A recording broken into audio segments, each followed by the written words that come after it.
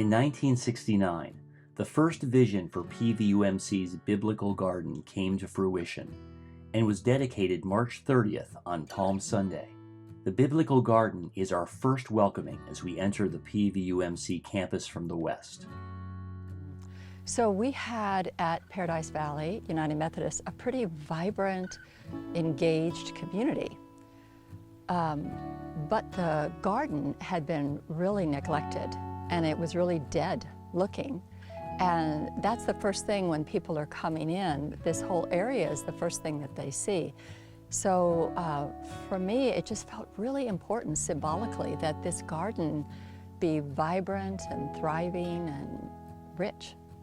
Under the leadership of Reverend Andrea Andrus, the Biblical Garden Task Force was formed. Andrea and I took more of a leadership role. We drove the task force and couldn't have done everything without all the other members. But it was Andrea's calling and mine. So we just sort of made it happen. Yeah, I was at a group spiritual direction meeting and there was a woman there who I didn't know well, and she came up to me and said, I had a dream about you last night. You were in the wash, and I'm supposed to tell you, I think you're supposed to be working on the Biblical Garden. And so I called Andrea the next day, and she said, yeah, come on. Well, I was part of the design and the planning. We all were. You know, we would sit down and kind of get this idea of where we would want to bench and how this would look and what this would look like. So it was very collaborative. But my specific area was the bricks. I was in charge of ordering the bricks and picking them up and encouraging people on Sundays to purchase them. And the Diamondbacks were selling bricks to raise money for whatever they were doing. So we got that idea from them. And I think that they were also an opportunity for people to remember with kindness and love those that they really cared about. It added another avenue of meaning to the garden.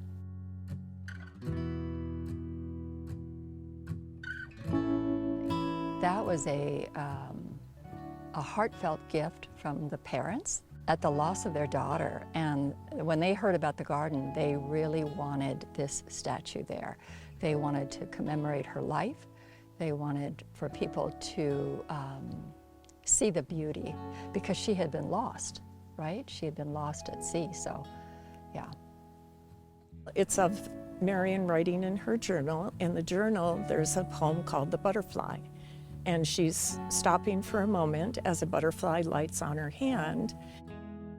I love the water feature. To me, it's so powerful, and it's so beautiful, and it's alive. It's a living, well, I feel like the whole garden is alive, but the water feature, I just love it. Oh, there is no question, the living stream is my favorite aspect of the garden. But I love, it's ever-changing. It's ever-changing. It doesn't matter if you come from one day to the next, it's different, and it's alive. I love the analogy and the metaphor of a garden.